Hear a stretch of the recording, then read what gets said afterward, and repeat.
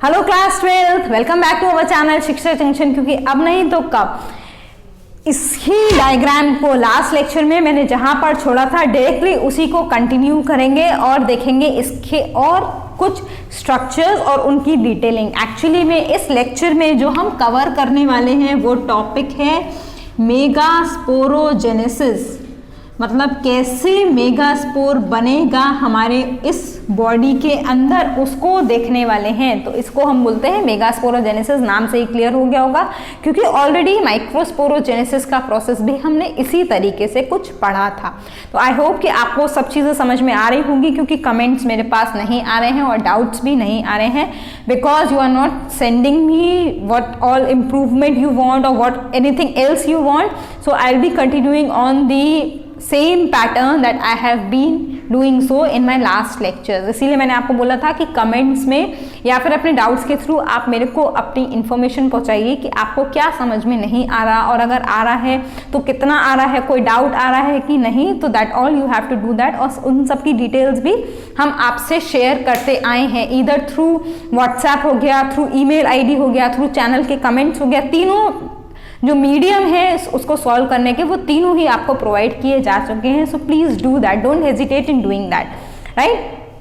चलो मेगास्पोरोजेनेसिस पे आते हैं। लास्ट के लेक्चर्स में मैंने आपको एक सीड के प्रैक्टिकल के थ्रू ये रैफे, फ्यूनिकल और यहाँ तक माइक्रोपाइल का थोड़ा सा डिस्कशन किया था, ठीक है, कि ये क्या होते हैं और क्यों होते हैं, ये हमने देखा था। क्यों होते हैं ये जानना बहुत ज़रूरी है, क्योंकि तभी हमें उसका फंक्शन आगे समझ में आएगा और तभी हम उस चीज़ को ज़्यादा इंटरेस्ट के साथ पढ़ पाएंगे।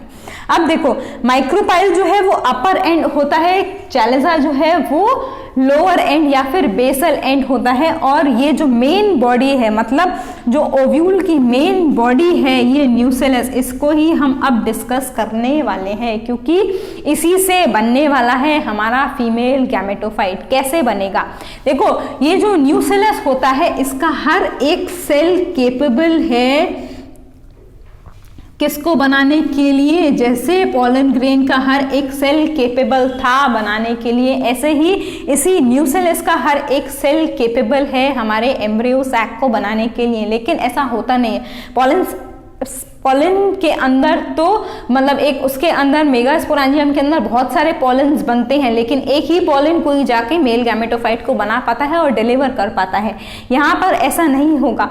न्यूसेलस के जो सेल्स केपेबल हैं इस मेगास्पोरेंजियम को या फिर फीमेल गैमेटोफाइट को बनाने के लिए, उन सेल्स को हम बोलते हैं आर्चीस्पोरेंजियम।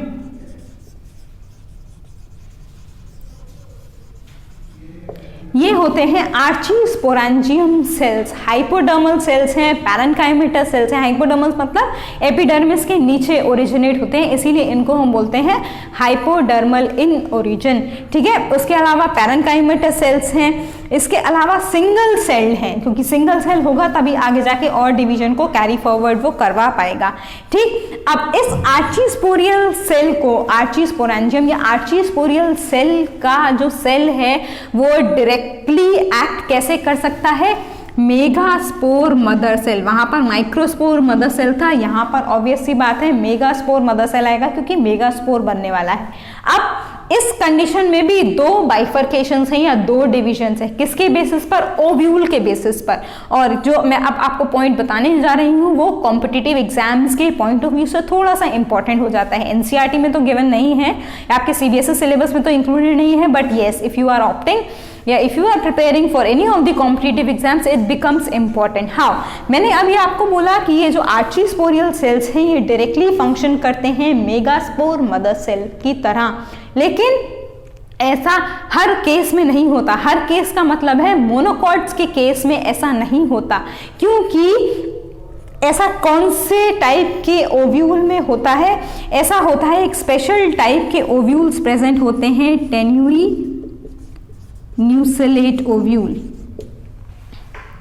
ठीक है। ये वो ओव्यूल होते हैं जिनका जो न्यूसेलस होता है वो पुअरली डेवलप्ड होता है, मतलब अच्छे से ये न्यूसेलस डेवलप नहीं होगा, मतलब अच्छे से सेल्स डेवलप नहीं होंगे तो डायरेक्टली ही मेगास्पोर मदर सेल की तरह एक्ट करके हमको मेगास्पोर को बनाने में हमारी मदद करेंगे। लेकिन जो दूसरे तरीके के ये जो टेन्यून्यूक्लिएट तरह के ओव्यूल होते हैं वो एस्ट्रेसी फैमिली में प्रेजेंट होते हैं। आपने अपने क्लास 11 में जब फ्लावरिंग प्लांट्स की फैमिलीज को स्टडी किया होगा तो उसमें एक एस्ट्रेसी फैमिली आई होगी जिसमें डेजी, सनफ्लावर ऐसे कुछ एग्जाम्पल्स इंक्लूड होते हैं। तो उस केस में ऐसा होता है कि ये डायरेक्टली ऐड करें। लेकिन कुछ ऐसे केसेस में जैसे कि क्रासी न्यूक्लिएट जो फैमिली होती है उस केस में जहां पर क्रासी न्यूक्लिएट मोनोकॉट्स की फैमिली होती है, तो ये जो क्रासी न्यूक्लिएट वाले जो ओव्यूल्स हैं जिसमें न्यूसेलस जो है वो अच्छे से डेवलप होता है, वहां पर क्या होता है, आर्चीस्पोरियल सेल्स डिवाइड करते हैं दो पार्ट्स में। कौन कौन से पार्ट है?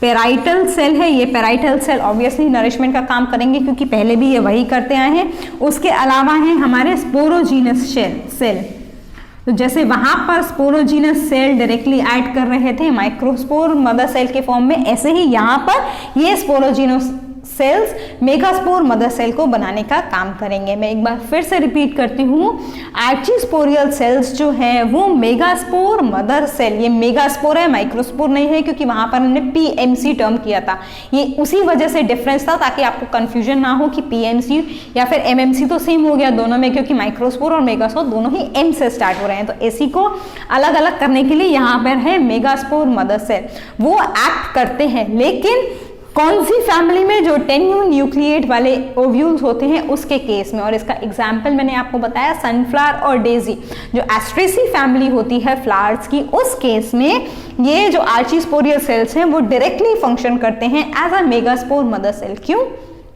क्योंकि वहां पर उनका जो न्यूसेलस है वो अच्छे से डेवलप नहीं होता। इसके ऑपोजिट क्रासी न्यूक्लिएट जो फैमिली होती है, जो मोनोकॉट्स होते हैं, उनमें न्यूसेलस अच्छे से डेवलप होता है। तो वहां पर सेल्स अगेन डिवाइड करते हैं, दो तरीके से डिफरेंशिएट करते हैं, पेराइटल सेल्स में और स्पोरोजीनस सेल्स में। तो जो स्पोरोजीनस सेल्स है वही हमारे मेगास्पोर मदर सेल को बनाने का काम करेंगे। और यही मेगास्पोर मदर सेल मेगास्पोर को देगा जो होता है पहला सेल हमारे फीमेल गैमेटोफाइट का। ठीक, आई होप कि यहां तक समझ में आ गया होगा। इस डायग्राम को मैं अभी भी रब नहीं कर रही हूं क्योंकि आगे की थोड़ी सी और डिटेलिंग्स इसी डायग्राम से आने वाली है। अब देखो कैसे मेगास्पोर बनने वाला है। मेगास्पोर मदर सेल से तो डिवीजन होगा। अब सेम फंडामेंटल जैसे हमारे माइक्रोस्पोरोजेनेसिस में अप्लाई हुए थे वही सेम फंडामेंटल्स मेगास्पोरोजेनेसिस में भी अप्लाई होंगे। वहां पर भी मदर सेल से डिवीजन हुआ था और कौन सा डिवीजन था? वो मियोसिस डिवीजन था, क्योंकि रिडक्शनल होना है। ये मेगास्पोर मदर सेल जो है वो डिप्लॉयड है, तो मियोसिस के थ्रू ही हैप्लॉयड हमारे बनने वाले हैं मेगास्पोर। तो फिर से वहां पर भी टेट्राइड बनाया था, यहाँ पर भी टेट्राइड बनाएगा, मतलब 4 का अरेंजमेंट, 4 सेल्स का अरेंजमेंट दिखाएंगे ये मेगास्पोर मदर सेल। और फिर से क्या बनेगा? हमारा टेट्राइड बनेगा। लेकिन जैसे वहां पर भी एक ही तरफ के सेल्स आगे जाकर मॉडिफाई होकर मेल गैमेटोफाइट को दिया था, ऐसे ही यहाँ पर फंडामेंटल सेम है, बस नाम चेंज है क्योंकि स्ट्रक्चर चेंज है। ठीक, तो क्या होगा? अब ये जो टेट्राइड बनेगा इसकी भी वेरिएशंस होती हैं। कहीं कहीं पर लीनियर टेट्राइड बनता है, कहीं पर टी शेप्ड बनता है, कहीं पर इन्वर्टेड टी शेप्ड बनता है। That depends on a particular family कि कैसे इस टेट्राइड का अरेंजमेंट होने वाला है। लेकिन ये श्योर है कि टेट्राइड ही बनेगा। ठीक, तो टेट्राइड बना इधर लीनियर और टी शेप्ड और दी इन्वर्टेड टी शेप्ड। इसी टेट्राइड का कोई एक सेल आगे जाकर फीमेल गैमेट को देगा। और ये जो मेगास्पोर है ये फर्स्ट सेल हैं हमारे फीमेल गैमेटोफाइट के, क्योंकि यही आगे जाके डेवलप होके इस एम्ब्रियो सैक को हमको देने वाले हैं। कैसे देने वाले हैं वो हम अभी देखते हैं। देखो, ये जो लीनियर टेट्राइड बनेगा, मान लो एज्यूम करो कि ये कुछ ऐसा लीनियर टेट्राइड बना है जिसमें अरेंजमेंट है इन 4 सेल्स का। अब टेट्राइड में आपको समझ में आ गया होगा कि 4 सेल्स बने होंगे, क्योंकि टेट्राइड में हम 4 ग्रुप को भी 4 नंबर ऑफ, मतलब जब 4 का इकट्ठा होकर ग्रुप बनाता है उसको हम बोलते हैं टेट्राइड। ठीक, तो ये जो 4 का बनेगा वो कुछ इस तरीके से बनेगा कि इसी वाले स्ट्रक्चर में ये अरेंज होगा, मतलब चैलेजल एंड और माइक्रोपाइलर एंड के थ्रू ही अरेंज होना शुरू होगा। तो इनमें से जो डीजेनरेट कर जाएंगे वो होंगे इस माइक्रोपाइलर एंड की तरफ वाले सेल्स। मतलब अगर आप इसको माइक्रोपाइलर एंड बोलते हो और आप इसको चैलेजल एंड बोलते हो, तो यहाँ के जो सेल्स हैं वो डीजेनरेट हो जाएंगे। सिर्फ जो चैलेजल के सेल्स हैं, चैलेजल की तरफ जो माइक्रोस्पोर बना है वो फर्दर और डिफरेंशिएट करेगा, इधर की साइड के जो सेल्स हैं वो डिसइंटीग्रेट हो जाएंगे और जो हमारा ये फीमेल गैमेटोफाइट बनने वाला है वो इसी एक मेगास्पोर से बनता है। वेरी इंपॉर्टेंट पॉइंट कि the cell that is located or the megaspore that is located at this chalical end in turn will give rise to the female gamete। और सिर्फ एक ही सेल पूरे एम्ब्रियो सैक को बनाने में मदद करता है, इसीलिए इस तरीके के डेवलपमेंट को हम बोलते हैं मोनोस्पोरिक डेवलपमेंट। क्योंकि एक ही स्पोर को, देखो नाम से क्लियर हो रहा है फिर से, स्पोरिक मतलब मेगा स्पोर को रेफर कर रहे हैं और मोनो का मतलब एक है, तो एक वो कौन सा मेगा स्पोर डिफरेंशिएट हुआ जो चैलेजल एंड पे प्रेजेंट है, इसीलिए इसको बोला मोनोस्पोरिक डेवलपमेंट।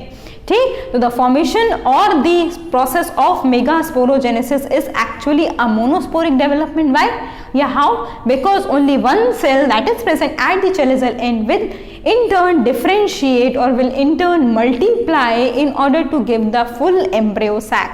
अब ये जो एम्ब्रियो सैक आपको अंदर दिख रहा है जिसमें ये पोलर न्यूक्लियाई, एंटीपोडल्स और ये एक अपैरेटस आने वाला है, वो कैसे आएगा वो हम अपने नेक्स्ट लेक्चर में डिस्कस करेंगे। लेकिन हाँ, आपको एक बात जो है वो ध्यान में रखनी पड़ेगी यहीं को देखते हुए कि ये जो जैसे डेवलप करेगा उसमें ये बनाएगा हमारा 7 सेल्ड 8 न्यूक्लिएट एम्ब्रियो सैक। ये बात आपको ध्यान में रखनी पड़ेगी कि 7 सेल हैं इसमें, लेकिन न्यूक्लियस कितने हैं? 8। ठीक है, कैसे बनने वाला है ये, कैसे एम्ब्रियो सैक फॉर्म होगा इस मोनोस्पोरिक डेवलपमेंट के थ्रू, वो हम देखेंगे। चलो, तो अब आखिरकार इस डायग्राम को रब करने का समय आ गया है और हम अब देखने वाले हैं कि कैसे मोनोस्पोरिक डेवलपमेंट से, मतलब कैसे एक फंक्शनल मेगास्पोर से हमारा ये पूरा इतना कॉम्प्लेक्स, थोड़ा सा कॉम्प्लेक्स है क्योंकि बहुत सारे, मैंने आपको बता दिया 7 सेल्ड और 8 न्यूक्लिएट डिवीजन है वो कंटिन्यू करने वाले हैं, वो हम देखेंगे।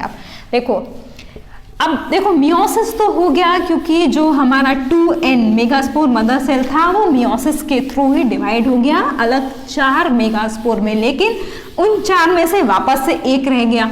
अब ये एक मतलब थोड़ा फैसिनेटिंग कंडीशन है या थोड़ी फैसिनेटिंग सिचुएशन है। कैसे? पहले 4 बने टेट्राइड, उन 4 में से 3 डिजेनरेट कर गए, सिर्फ एक रह गया। अब वो एक वापस से 7 सेल्ड या फिर 7 सेल्ड के साथ साथ एक न्यूक्लिएट एम्ब्रियो सैक वापस से बनाने वाला है। तो ये थोड़ी सी सिचुएशन ऐसी हो जाती है कि पहले बना फिर हटाए फिर से बनेंगे, अब उसी चीज को वापस से बनाने के लिए। तो ऐसा कुछ तो लॉजिक होगा और वो लॉजिक भी आप अपने हायर स्टैंडर्ड्स में पढ़ेंगे कि ऐसा क्यों हुआ। लेकिन अब जो डिवीजन है वो चेंज होने वाला है। पहले उसने मियोसिस डिवीजन से 2n मेगास्पोर मदर सेल से क्या बनाया? मेगास्पोर बनाया। अब माइटोसिस से एक सेल से बहुत सारे सेल्स डिफरेंशिएट होने वाले हैं माइटोसिस के थ्रू। ठीक, देखो कैसे होंगे। अब ये डायग्राम मैं आपके सामने इसीलिए बना रही हूँ क्योंकि इस डायग्राम को समझना थोड़ा सा जरूरी है और इम्पोर्टेंट भी है।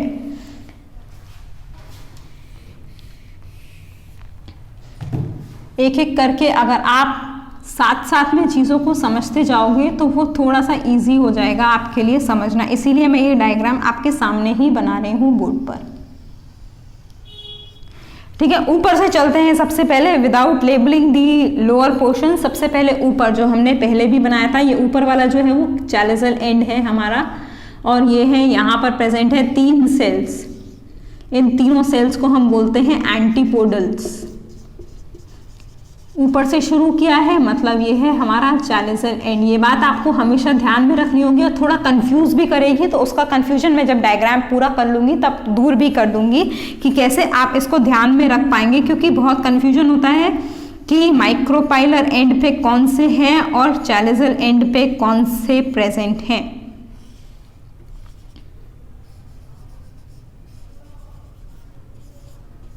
ये है हमारा एग अपैरेटस, और इस एग अपैरेटस में पहले हमने एग अपैरेटस लिखा था, अब हम उसको डिफ्रेंशिएट करके लिखेंगे। ये जो है ये है हमारा एक्चुअली में एग सेल, और ये जो दो आपको दिख रहे हैं ये हैं साइनर्जिड्स, और ये जो लीफी स्ट्रक्चर इसमें है ये है फिलीफॉर्म अपैरेटस।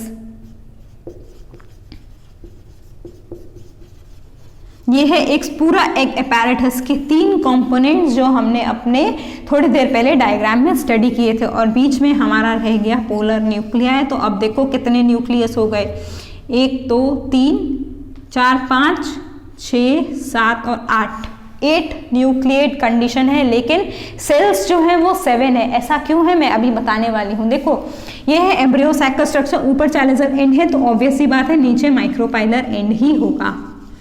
इसको याद रखने का तरीका अभी बताती हूं मैं। देखो मेगास्पोर मदर सेल में अब होने वाले हैं माइटोटिक डिविजन्स। एक सेल से सबसे पहले बनेंगे 2 सेल स्टेज, माइटोसिस हो रहा है, ठीक है, ये बात ध्यान में रखनी है। एक सेल से 2 बनेंगे, 2 से फिर 4 बनेंगे, और फिर 4 से 8 बनेंगे। 8 सेल बने हैं, मतलब आपको ये बात यहाँ पर ध्यान में रखनी होगी कि ये जो पूरा डिवीजन है यहाँ से यहाँ तक, ये है free nuclear division. Free nuclear का मतलब होता है कि जो न्यूक्लियस है, जो कैरियोकाइनेसिस वाला प्रोसेस है वो तो हो रहा है, लेकिन साइटोकाइनेसिस साथ साथ में नहीं हो रही। सेल डिवीजन के टाइम पर सेल मेम्ब्रेन नहीं बन रही है, सिर्फ न्यूक्लियस डिवाइड कर रहा है, और ये सेल मेम्ब्रेन एंड में जाकर बनेगी, जिसकी वजह से ये 2 जो हमारे बीच के पोलर न्यूक्लियाई यहाँ पर मेंशन करना रह गया, उसकी लेबलिंग रह गई। पोलर न्यूक्लियाई एंड में आते आते फ्यूज हो जाते हैं जब फर्टिलाइजेशन होना होता है उससे ठीक पहले, तो ये 7 सेल्ड कंडीशन देते हैं। मतलब ये जो बीच की मेम्ब्रेन यहाँ पर आपको लाइन दिख रही है, इसे आप थोड़ा सा ब्लर कर सकते हो अपने समझने के लिए कि ये 7 सेल्ड कंडीशन है। एक्चुअली में ये थोड़ी सी ब्लर होनी चाहिए ताकि हमको क्लियर हो जाए। न्यूक्लियस तो 2 है, लेकिन इसके पास जो ये सेल मेम्ब्रेन है बीच की वो नहीं है जो एक सेल की तरह ट्रीट होगा। इसीलिए मैंने आपको अभी बोला था कि it is a 7 sailed but 8 nucleate condition. तो ये हमारे जो 8 सेल्स हैं वो अभी तक आ गए, और इस 8 सेल्स को हमने कुछ इस तरीके से एम्ब्रियो सैक में अरेंज किया है, या फिर कुछ इस तरीके से इनका पैटर्न होता है अरेंजमेंट का।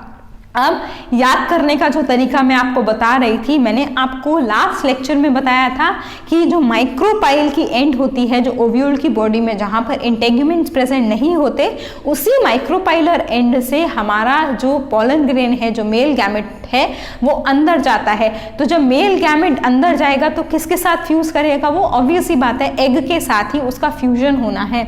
तो जब माइक्रोपाइलर एंड के थ्रू वो अंदर जा रहा है और एग के साथ ही उसका फ्यूजन हो रहा है, दैट मीन्स माइक्रोपाइलर एंड पे एग अपैरेटस ही प्रेजेंट होना चाहिए। इस तरीके से आप याद रख सकते हो, ये जो तीनों चीजें हैं ये एग अपैरेटस का ही डिवीजन है। माइक्रोपाइल के थ्रू पॉलन ग्रेन अंदर गया, इस पॉलन ग्रेन को एग के साथ फ्यूज करना है फर्टिलाइजेशन के लिए, तो माइक्रोपाइलर एंड पर ही एग अपैरेटस प्रेजेंट होगा, और अल्टीमेटली जो दूसरा बचा एंटीपोडस वो चैलिसल एंड पे प्रेजेंट होगा। इस तरीके से आप याद रख सकते हो। एक और तरीका है याद करने का, पॉलन ग्रेन्स को या मेल गैमेट को अंदर अट्रैक्ट करने के लिए ये जो फिलीफॉर्म अपैरेटस हैं वो कुछ केमिकल्स भी, या साइनर्जिड्स जो हैं वो कुछ केमिकल्स भी सिक्रीट करते हैं in order to attract the male gamete. तो उस तरीके से भी आप याद रख सकते हो, बट आई थिंक कि एग अपैरेटस वाला जो तरीका है वो थोड़ा सा आसान रहेगा। और अगर आपको भी ऐसा लगता है तो प्लीज कमेंट्स में मेंशन कीजिएगा, ताकि इस तरीके की जो चीजें हैं वो और आपको मिल सकें आगे आने वाले लेक्चर्स में, right. So this is how the embryo sac is formed, and this male gamete enters through the micropylar and it will fuse with the egg cell. And how it will fuse, what will lead to, what structure will lead to after the fertilization process, that is all there within the pollination part. ठीक, इसके अलावा आपको जो एक और चीज ध्यान में रखनी है, ये बाकी सारी चीजें जो है वो डिसइंटीग्रेट हो जाती हैं या फिर उसके न्यूट्रिशन में हेल्प करती हैं। पोलर न्यूक्लियाई का एक स्पेशल रोल है। याद कीजिए लास्ट के कुछ लेक्चर्स में मैंने आपको डबल फर्टिलाइजेशन वाली जो टर्म है वो एक कॉइन करी थी और मैंने आपको बोला था कि आपको वो टर्म भी ध्यान में रखनी है। तो वो जो डबल फर्टिलाइजेशन टर्म है या जो दो मेल गैमेट हमारे रिलीज हुए हैं, एक तो इस एग के साथ फ्यूज करेगा, दूसरा फ्यूज करेगा हमारे पोलर न्यूक्लियाई के साथ। So that is how the double fertilization is in turn favored, right? Polar nuclei जो है वो आगे जाके या इसको हम सेकेंडरी न्यूक्लियस भी बोलते हैं। बाकी और ये कैसे फ्रूट में कन्वर्ट करते हैं वो आप पॉलिनेशन वाला जब हम टर्म डिस्कस करेंगे या उस पर जब लेक्चर देंगे तब आप समझ पाओगे। हाँ, एंटीपोडल्स जो है और ये जो साइनर्जिस्ट का तो फंक्शन मैंने आपको बता दिया, लेकिन ये जो एंटीपोडल्स है इनका मेन रोल जो है वो न्यूट्रिटिव है। मतलब जैसे जो हमारा फर्टिलाइजेशन के बाद सीड डेवलप होना शुरू होगा या बनना शुरू होगा तो यही एंटीपोडल्स उसको न्यूट्रिशन का काम करवाएंगे, right. So rest about what happens after the male gamete. अब हमारा मेल गैमेट जो है वो यहाँ पर है, ठीक। फीमेल गैमेट अंदर प्रेजेंट है इस एग सेल के अंदर, यहाँ है फीमेल गैमेट। अब इसका फ्यूजन होना बचा है जो नेक्स्ट लेक्चर में हम पढ़ेंगे पॉलिनेशन इवेंट के थ्रू। तो if you have any doubt you are free to ask either through the Gmail ID और through the number that is mentioned और in the comment section. We will solve your queries then and there itself. So see you in the next lecture. Till then, take care. Bye bye. Have a good day.